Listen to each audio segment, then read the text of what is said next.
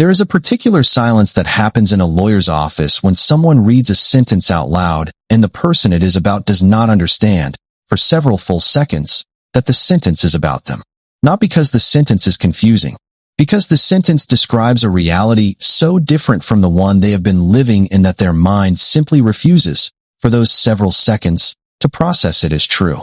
Tessa Marlowe was sitting in a leather chair in an estate attorney's office 9 days after her mother's funeral, listening to a man named Walter Greaves read through a list of bequests in the will of Vivian Marlowe, and the sentence that produced that particular silence was this: "To my daughter, Tessa, I leave nothing, as she has already received everything she is entitled to during my lifetime." Tessa did not move. She did not speak. She sat in the chair and she listened to the rest of the document being read, and she did not retain a single word of it, because her mind was occupied entirely with trying to locate the moment, any moment, across 38 years of being Vivian Marlowe's only child, in which she had received everything she was entitled to. She could not locate it. There was no such moment. There had never been a transfer, a gift, an inheritance in advance, any version of generosity that the sentence implied. What there had been, she would learn over the following 11 weeks, was a decision made 4 years before her mother's death, made quietly, made with full legal capacity and full deliberation, and made for a reason so carefully hidden that it would take a locked box, a stranger's phone call, and a letter sealed for a decade to finally explain it. Welcome to Venom Thread. What Tessa found in the next 11 weeks did not just rewrite her mother's final act.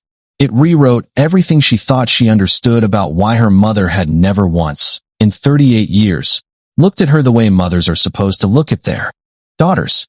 Vivian Marlowe had been, by the accounts of nearly everyone outside her immediate family, an admirable woman. She had built a successful interior design firm from nothing, had served on the board of 2 local charitable organizations, had been the kind of widow. Tessa's father had died when Tessa was 9, who other people described as remarkably resilient.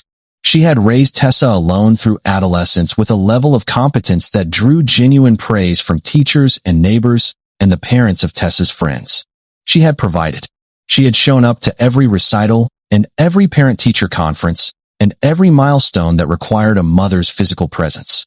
By every external and measurable standard, Vivian Marlowe had been a good mother. Tessa had spent most of her life trying to reconcile that external record with an internal experience that never matched it, the specific and persistent feeling, present since childhood and never fully named, that her mother's attention always arrived with a kind of held-back quality, as if Vivian were performing the correct actions of motherhood, while withholding something that Tessa could feel the absence of without being able to identify what it was. She had attributed this for decades to her own oversensitivity. She had attributed it to grief over her father's early death affecting how she read her mother's effect. She had attributed it to 100 different explanations because the actual explanation was buried in a place she had no access to and would not have one for 38 years.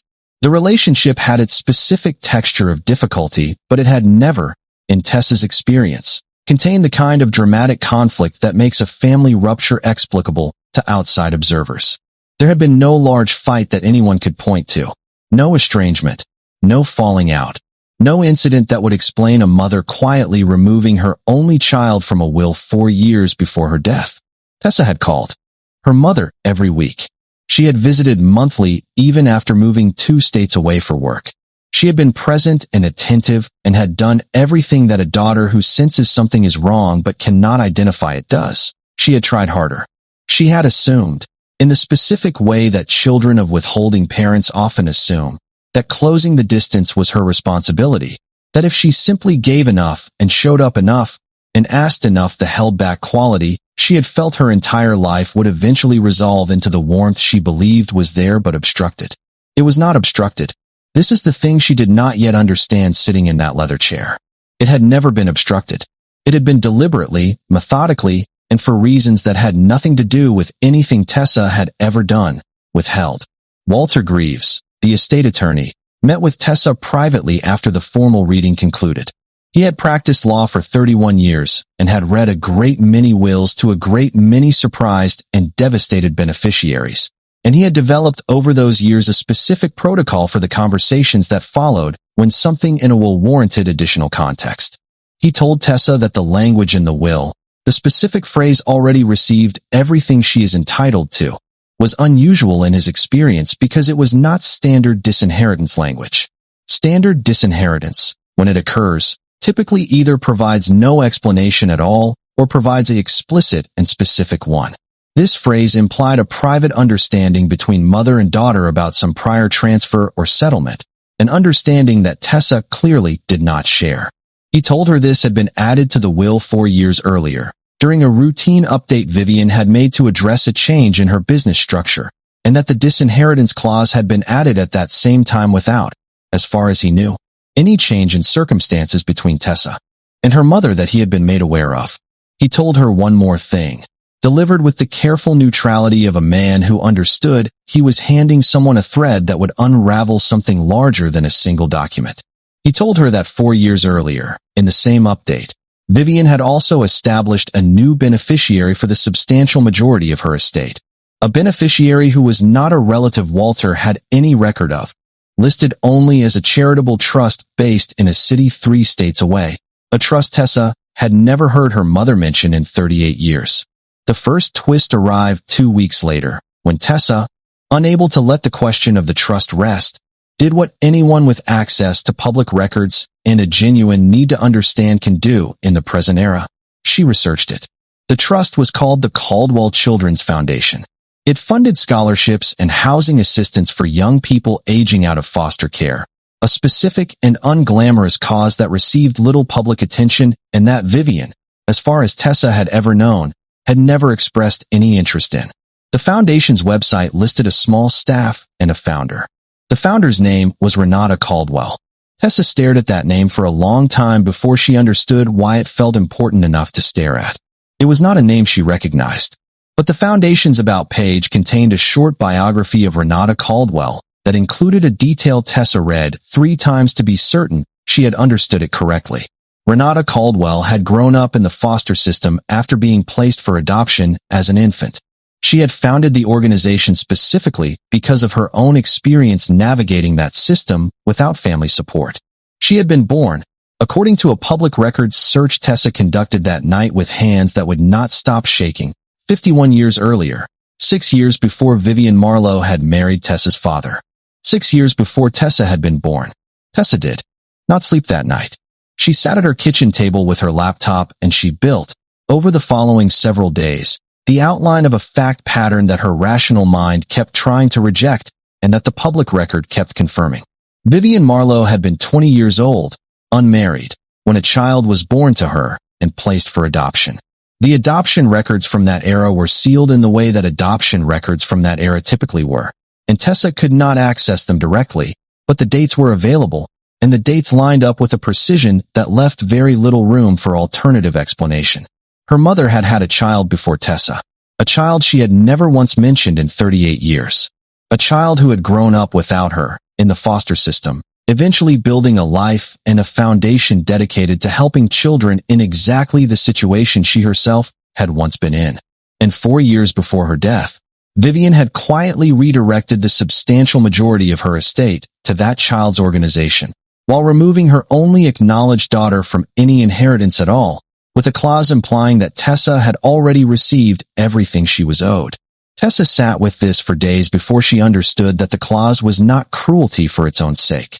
It was, in some distorted internal logic that she did not yet have access to, an accounting. Vivian had been keeping a ledger her entire life. Tessa just did not yet understand what was on either side of it. The second twist arrived through a woman named Helen Boyce, who had been Vivian's closest friend for over 40 years and who Tessa called, 3 weeks into her research, in the hope that someone who had known her mother for that long might be able to confirm or deny what she had found. Helen did not deny it. Helen's silence on the phone, when Tessa first raised the existence of a child born before Tessa, told her everything before Helen said a single word. Helen confirmed the basic facts. Yes, there had been a child. Yes, it had happened before Vivian married Tessa's father. Yes, Vivian had never told anyone outside a very small circle and had asked Helen specifically never to raise it. But Helen told her something else, something Tessa had not anticipated and that recontextualized the entire fact pattern in a direction that made the story darker rather than simpler. Helen told her that the child had not been the result of a relationship Vivian had chosen. Helen told her, with the specific carefulness of someone delivering information she had carried as a secret for 4 decades and had hoped never to have to deliver at all, that Vivian had been assaulted at 19 by a family friend, a man whose name Helen would not say even now, decades later, even though the man himself had died years earlier, and that the pregnancy that resulted had been managed by Vivian's own parents in the way many such situations were managed in that era, quietly, quickly, with the child placed for adoption before anyone outside the immediate family needed to know, and with an explicit and lasting expectation, enforced by Vivian's mother, that the entire event would never be discussed again, by anyone, for any reason, for the rest of Vivian's life. Tessa absorbed this in stages over the following days, each stage requiring her to revisit and rebuild her understanding of her mother from a different angle. Vivian had not simply had a secret child she regretted giving up. Vivian had survived something violent at 19, had been forced by her own family into a silence so total it had apparently never been broken even with her closest friend until this phone call, and had then gone on, 6 years later, to marry a man, build a family, and have a second daughter, Tessa, inside a life that was supposed to represent recovery and a fresh start.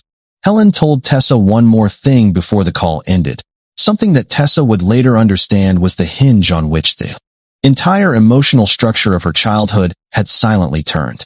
Helen said that Vivian had told her, only once, in a moment of uncharacteristic openness many years earlier, that she had looked at infant Tessa in the hospital and had felt something she had not expected and could not control and was deeply ashamed of, a wave of resentment so powerful it frightened her, because Tessa, wanted, planned, born into a stable marriage, given every protection and resource Vivian herself had been denied at 19, represented everything the first child had been denied.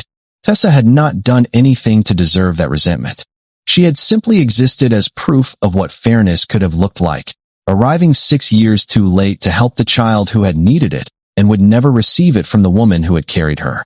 The held-back quality Tessa had felt her entire life, the withholding she had spent decades trying to close the distance on, the warmth she had always sensed was present but obstructed, had a source now. It had never been about anything Tessa had done or failed to do. It had been about a moment in a hospital room 38 years earlier when a woman who had survived something unspeakable looked at the daughter she was supposed to love unconditionally and felt, underneath the love that was also genuinely present, a current of grief and resentment for a different daughter entirely, a daughter she had been forced to give up, a daughter she had never been permitted to mourn out loud, a daughter whose existence had been erased from the family record by the same parents who were now, decades later, dead and unaccountable for what they had required of their own child. Vivian had spent 38 years loving Tessa through a fog of unprocessed trauma that she had never been given the tools or the permission to address. And 4 years before her death, for reasons that the eventual letter would explain more fully than Helen's account could, she had made a decision that Tessa would spend a long time deciding how to feel about. She had tried, in the only language she apparently had access to at the end of her life, to balance a ledger that had been unbalanced for half a century, by giving the resources of her estate to the child the family had discarded, and by writing a sentence about the second daughter that was cold and unfair, and also, in its own terrible way, an admission of guilt she had never spoken aloud to anyone while she was alive. The third twist arrived in the form of the letter itself, which Tessa found 7 weeks after the will reading while clearing out her mother's house, sealed in an envelope inside a locked box that Walter Greaves had mentioned existed but had not been authorized to open, a box Vivian's instructions specified should pass to Tessa directly, unopened by anyone else, to be dealt with at Tessa's discretion. The letter was 4 pages, handwritten, dated 4 years earlier, the same period as the will update.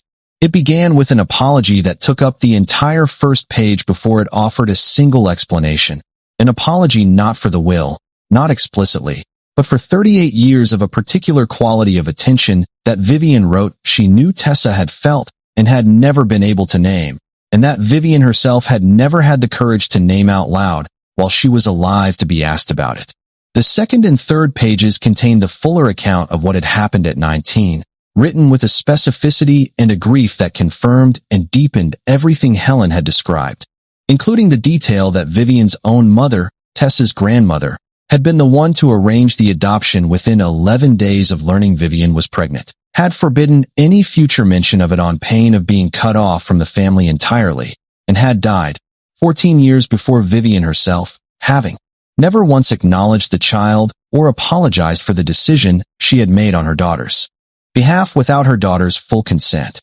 The letter named this as the original betrayal, the thing that had been done to Vivian that Vivian had then, in a pattern she explicitly recognized and condemned in her own handwriting on the fourth page, partially repeated by allowing the same silence and the same unprocessed grief to distort her relationship with the daughter she did get to keep. The fourth page was the one that explained the will. Vivian wrote that she had spent years trying to find Renata, the daughter given up at 19, and had finally located her 8 years before her death, had reached out anonymously at first through an intermediary, had eventually, for years before she died, met her in person exactly once, in a coffee shop in the city where Renata's foundation was based. A meeting Renata had agreed to with what Vivian described as remarkable grace given the circumstances. Vivian wrote that she had asked Renata what she could possibly do, after 50 years of absence, to make even a fractional difference, and that Renata had told her about the foundation and the work it did and the children it served, and Vivian had understood in that conversation that the only meaningful thing she had left to offer was resources, applied directly to the exact kind of harm that had been done to Renata by the very act of her removal from the family. The will had been changed within a month of that meeting. The disinheritance clause regarding Tessa, Vivian wrote with what read as genuine anguish on the page, had not been intended as a final judgment on Tessa's worth or Tessa's character.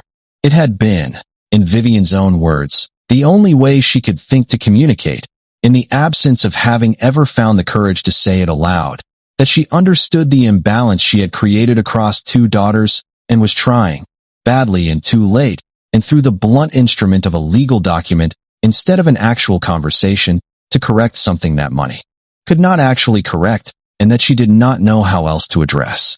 The letter ended with a request. Vivian asked Tessa to consider reaching out to Renata herself, not to contest anything, not to recover anything, but because Vivian had come, in her final years, to believe that the two of them, the daughter she had kept and the daughter she had lost, might have something to offer each other that she herself, damaged in ways she had never fully repaired, had not been able to offer either one of them completely. Tessa did not contest the will. This is a detail she once understood clearly when she tells this story, because she knows what people expect to hear, and it is not what happened. She consulted an attorney, briefly, mostly to understand her legal options, and concluded within a single meeting that contesting the will would mean fighting a foundation that housed and educated children who had already been failed once by the systems and people meant to protect them, in order to recover money she had functioned without for her entire adult life, and did not, once she understood the full story, feel any claim to that superseded her sense of what was right. What she did instead, 3 months after finding the letter, was write to Renata Caldwell directly, not through an intermediary, not through legal counsel. A handwritten letter, the kind her mother might have written if she had found the courage decades earlier, introducing herself as Vivian's other daughter and saying, without any agenda beyond the truth, that she had only just learned Renata existed and that she did not know what, if anything, Renata would want from a relationship with a half-sister discovered through these specific and painful circumstances, but that she wanted Renata to know she existed, and that whatever Vivian had failed to give either of them while she was alive, Tessa was willing to try to build something different now that the truth was finally on the table where both of them could see it. Renata wrote back 6 weeks later. The letter was careful and measured in the way of someone who has learned, through long experience, not to extend trust faster than trust has been earned. But it was not closed. She wrote that she had met Vivian exactly once, had felt the specific and complicated grief of meeting a mother who had spent 50 years as an absence, and then arrived, finally, as a person with a face and a voice and an apology that could not undo half a century, and that she had not expected, when Vivian died, to hear from anyone else connected to that brief and strange reunion. She wrote that she was willing to talk, not to rush anything, not to perform a reunion that television and movies make look easier than it actually is, but to talk. Tessa flew to meet her 4 months after that letter arrived. They have spoken regularly since, in the careful and incremental way that two adult women building a relationship from nothing, with 50 years of absence and a complicated dead mother between them, actually build something, slowly, with setbacks, with the specific patience required when there is no shared childhood to fall back on and only the present moment, repeated consistently over time, available to construct trust from scratch. I asked Tessa, near the end of the time we spent together, what she had ultimately come to feel about her mother, whether the letter and everything it explained had resolved the held-back quality she had spent 38 years trying to close the distance on, or whether some part of that distance remained permanently unresolved because the person who could have closed it was no longer alive to do the work the letter could only gesture toward. She thought about this for a long time. She said, I think what I feel is something more complicated than forgiveness and more generous than resentment, and I don't think English actually has a clean word for it. My mother was hurt by people who were supposed to protect her in a way that nobody ever helped her process, and that unprocessed harm became a current running underneath my entire childhood that I felt but could never name, and that current was not fair to me. It was not my fault, and it was not something I deserved, and the will, even with the explanation, was still a cold and clumsy way to communicate something that needed 40 years of actual conversation instead of one legal document and one letter written when it was already too late for either of us to do anything but read about it after she was gone. She paused. She said, but I also understand, in a way I did not before any of this happened, that my mother spent her whole life carrying something nobody helped her carry, and that the version of her I experienced, withholding, distant, performing the correct actions of motherhood without ever quite landing in the warmth underneath them, was not the whole truth of who she was. It was the visible damage from a wound that was inflicted on her before I existed, by people who are no longer here to answer for it. I cannot make her relationship with me retroactively whole, but I can make sure the harm doesn't travel any further than it already has. That's what I'm doing with Renata, not fixing the past, just refusing to let it keep multiplying into the future. Thank you for being here on Venom Thread tonight. If there is a silence in your family that has never been explained, a distance you have always felt and never understood, it might not be about you. It might be about something that happened before you were even born. Subscribe and hit the notification bell. New darkness next week. And we are nowhere near finished.